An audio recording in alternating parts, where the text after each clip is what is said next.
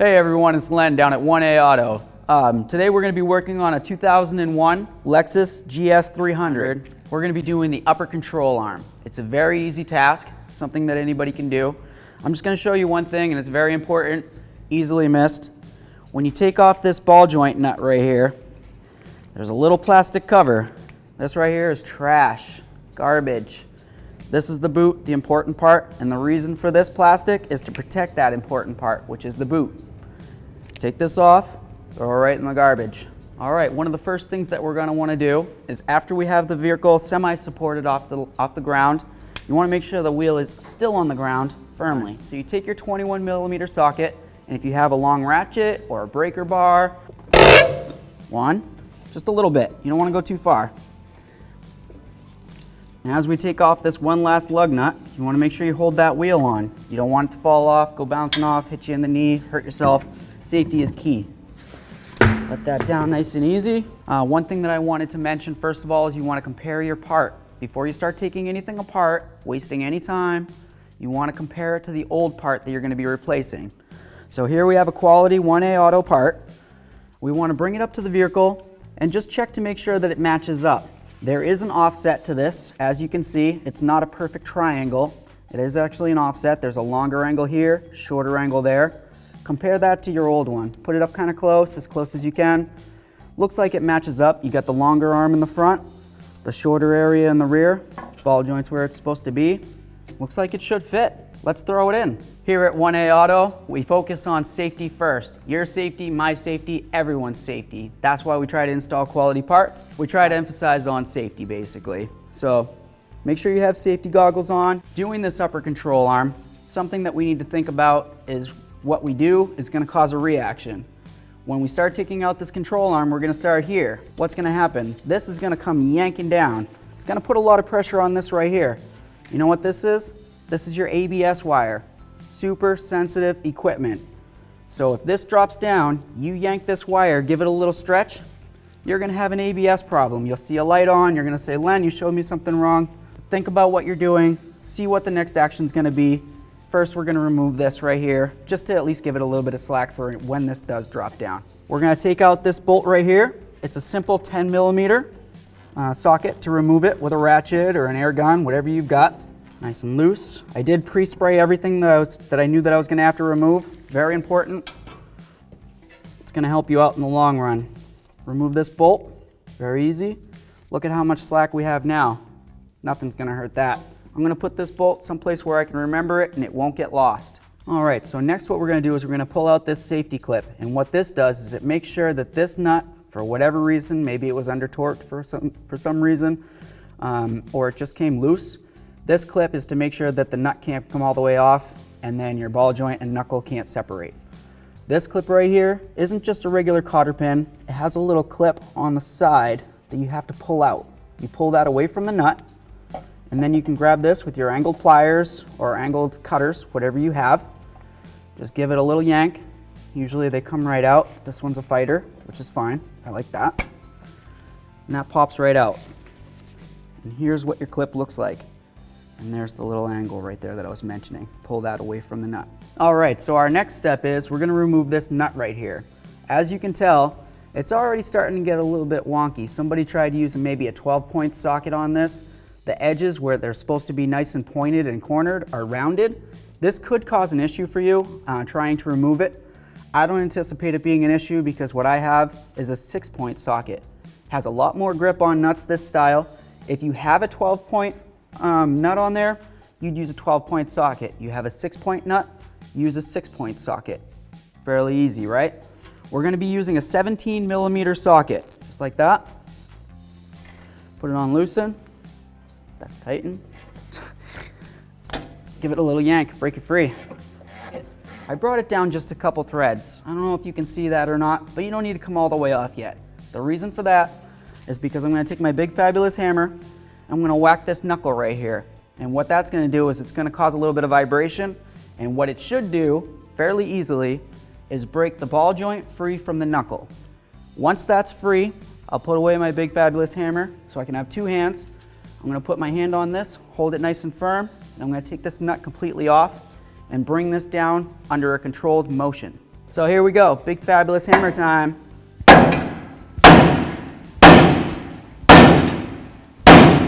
Bing. As you can see, it broke free. We got a little bit of gap between the boot and the knuckle, and there's no gap between the nut and the knuckle. So here's where the 6.17 millimeter socket in your ratchet's gonna come in. You're gonna keep one hand on this as soon as you get it down to the end so you can have controlled motion of this knuckle. Very important. This nut is almost off, so I'm gonna hold the knuckle. I can hold up the ratchet at the same time if that's what you're into. We're just gonna get this right off of here. There we go, last couple threads, holding the knuckle firm.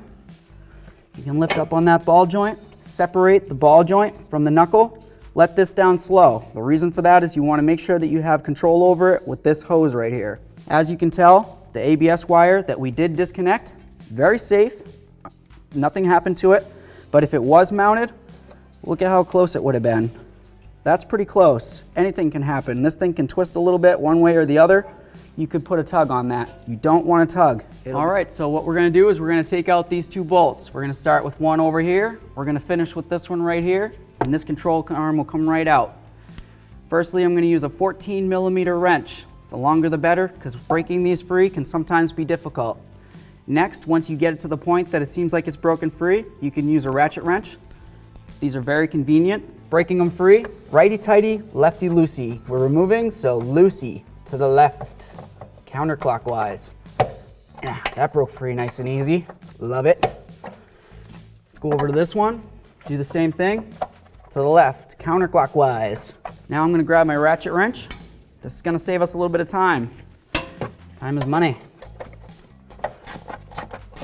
There are other things you can do to do this. You can use a ratchet with a short socket if you'd like, but that's gonna give you less space right here between the coil spring and the bolt. Could cause an issue at the point of getting the bolt completely out. I like to use something thin like a ratchet wrench, but you do always wanna make sure that you don't go too far. With the ratchet wrench, you can't switch it, and once you get too far, it'll be stuck like that. I'm gonna leave it right like that because now I'm gonna go over here, and once this gets loose, I don't need this whole thing flopping around, causing an issue for me. We're just gonna bang these right out of here. I'm having fun. You having fun?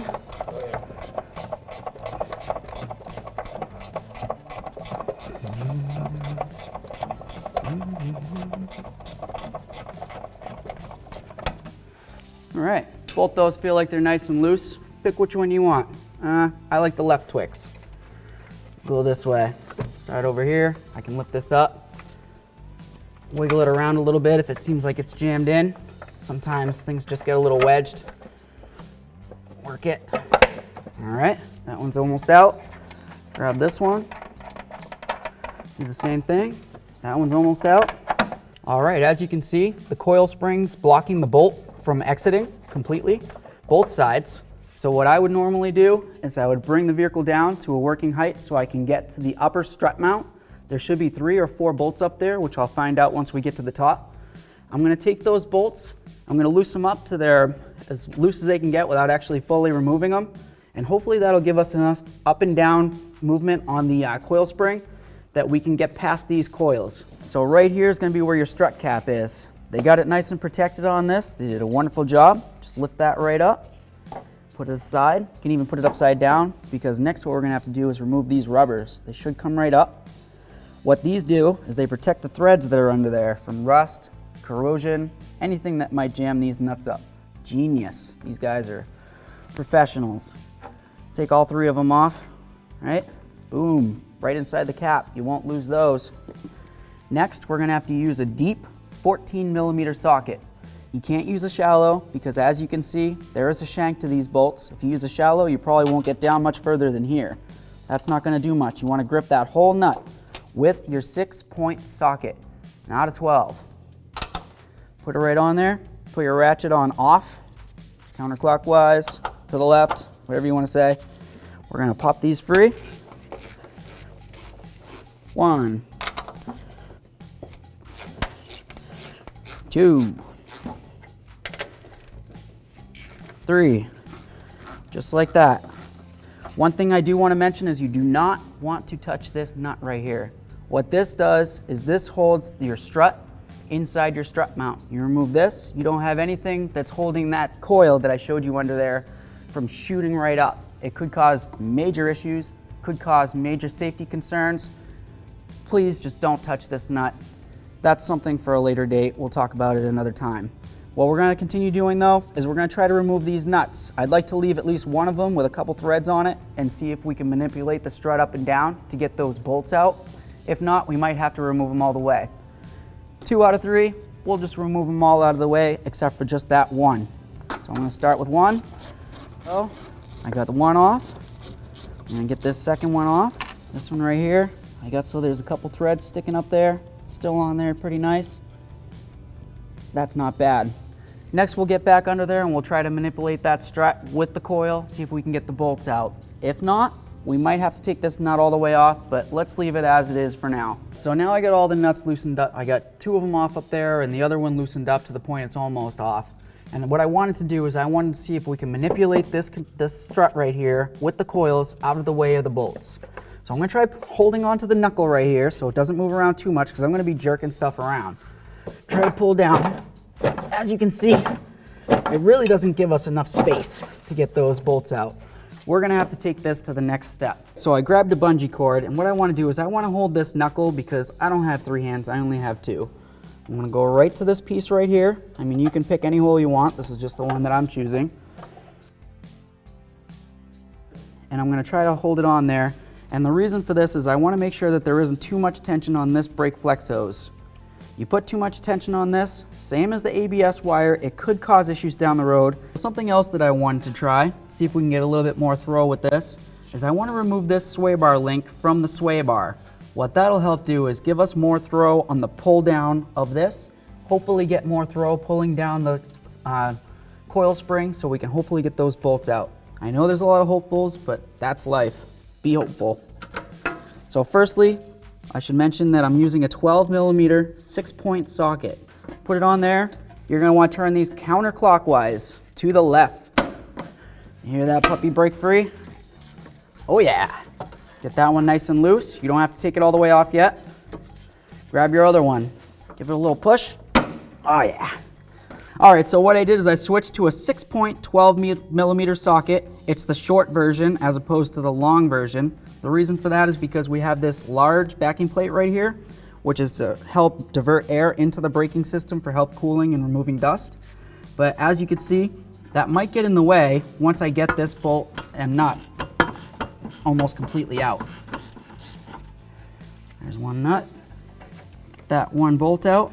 Remove the sway bar link from the sway bar. You can pull that right down and out of the way. Next, we're gonna try pulling down on this so we can see about getting those bolts out. All right, so I do have to remove the last and third nut. Turning it counterclockwise, take it completely off of the threads. I'm gonna put it up with the others. Now with the last third nut off completely, what I'm gonna try to do is I'm gonna hold this control arm up. I'm gonna grab the coil spring with both hands. I'm gonna give it a little tug. You might need more of a little tug, but little tug. Just slide that a little bit towards the front. And now, as you can see, we can get these control arm bolts, hopefully. So here we go. We're gonna try taking out this bolt. It's nice and clear from the control arm. Popped right out. This is the rearward bolt. It might not make a difference on this particular application, or it may. Some have different lengths, some have different thicknesses, some have different shanks. So let's remember that this one goes to the rear. Place it whatever is comfortable for you so you can remember. If it doesn't seem like it wants to come off, you can grab your ratchet wrench again, assuming you have enough room. Get it in behind there. Give it a couple more turns because what'll happen is the metal right here catches on the threads of the bolt, and all it takes is a little bit of offset on the control arm in comparison to the body, and it could just kind of lock it in a little bit. It is what it is. It's the nature of the beast. So we're just gonna remove this last bolt. Should come out now. There we are, and there's the front bolt. No shank, looks like it's about the same as the rear, but we'll keep them separate. Next thing I want to show you is just moving this coil spring a little bit away from the upper control arm. You're going to want to hold the upper control arm at the same time in case it comes loose or falls or whatever it might do, but just see if you can give it a little push. Get it away so you can move your control arm around. Now you can wiggle it, see if you can get it to move. It might not want to pop out, but it might. And there we are. This is the old one. So as I said, out with the old, in with the new. What we have here is a quality 1A auto part. Comes with a warranty, excellent warranty, excellent quality part. Has the tapered ball joint shank right there, or stud, I guess you could say. Same as this. One thing that I mentioned before that I'd also like to emphasize on now is comparing your part. You can do it while it's in the vehicle. Very important to do that at the beginning. It's also important to do it when the part's out. You can get a better comparison, get things side by side. And what we're gonna do right now is I'm just gonna show you. Lay it right over each other. Look at that. You can't get any better than that. These are specifically made for this particular vehicle. This will work perfectly. And let's put it in. And I wanna make sure that you know that you can get this or any other great quality part at 1aauto.com.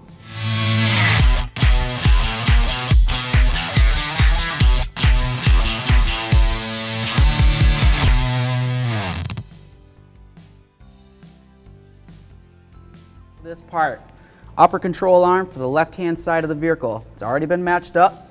What we're gonna do is we're gonna try to line up the holes. You might need a rubber mallet for this, we might not. I'll put it right aside. We're gonna take this, try to get it lined up. This could be a little tricky. It's gonna wanna fight you. Everything's gonna wanna fight you a little bit. Part of the fun of it.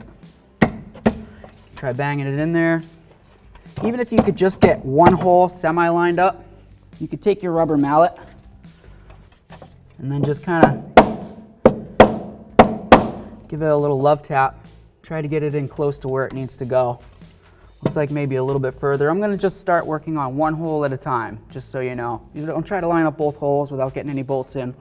Start with one hole, get a bolt a little bit started, a couple threads in will be great, and we'll go from there. So next what we're gonna do is we're gonna apply a little bit of thread locker to the bolts on this, or to the threads I should say.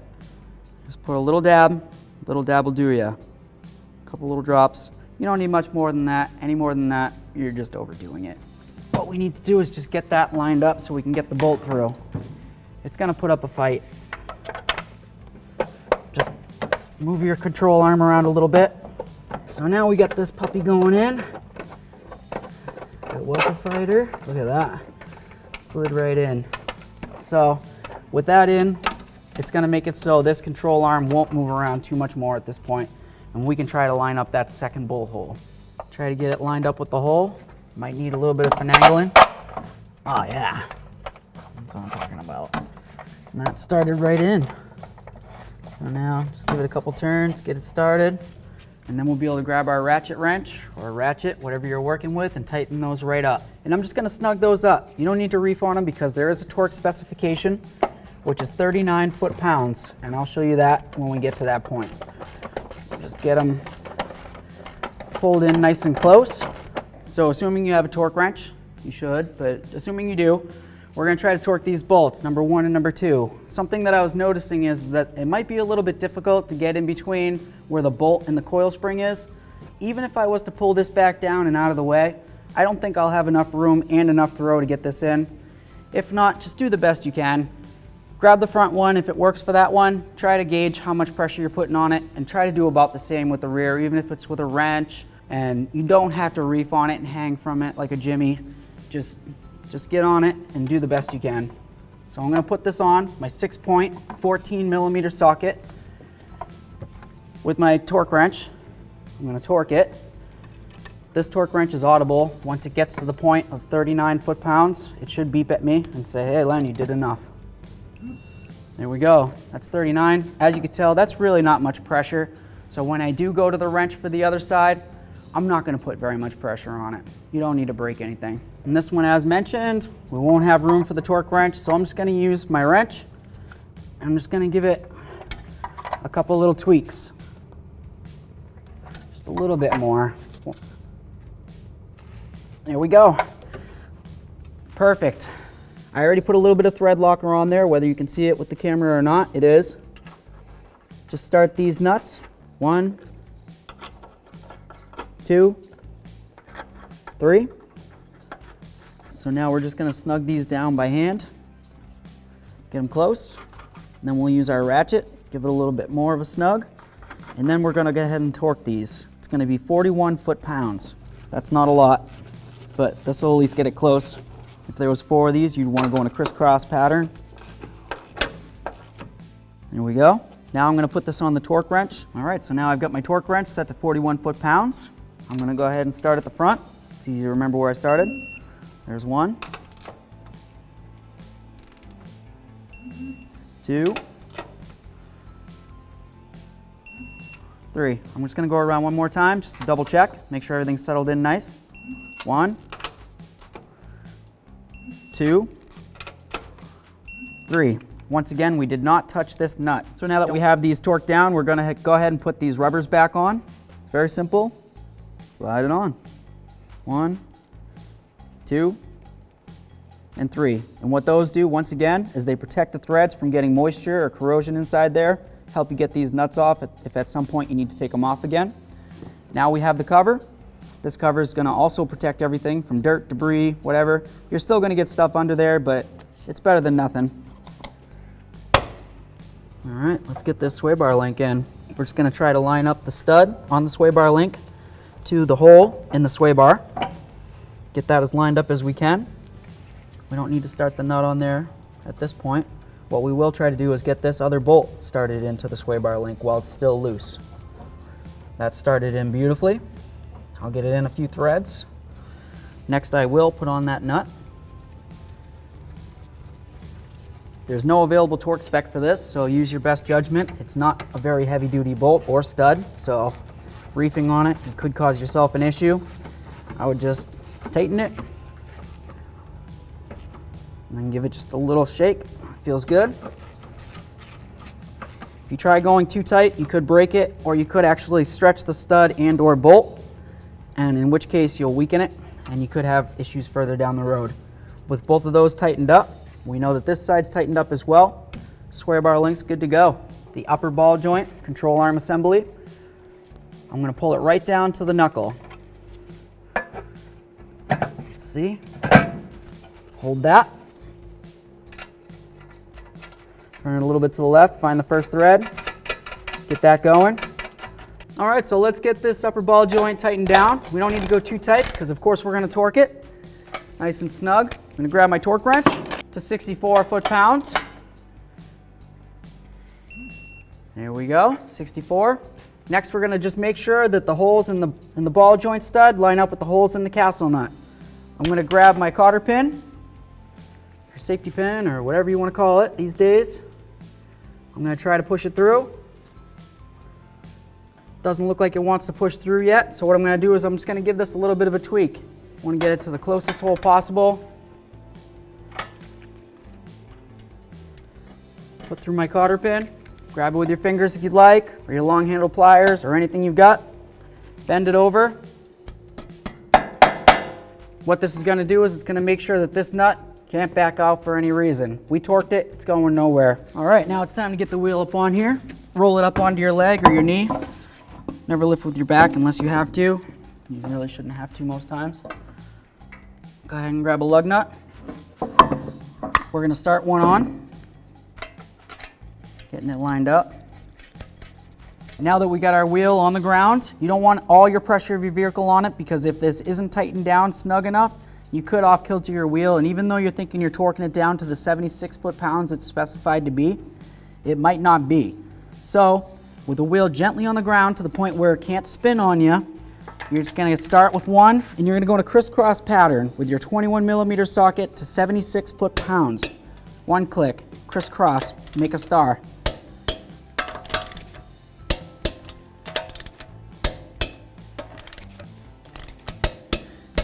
If you're feeling up to it, let's go around one more time.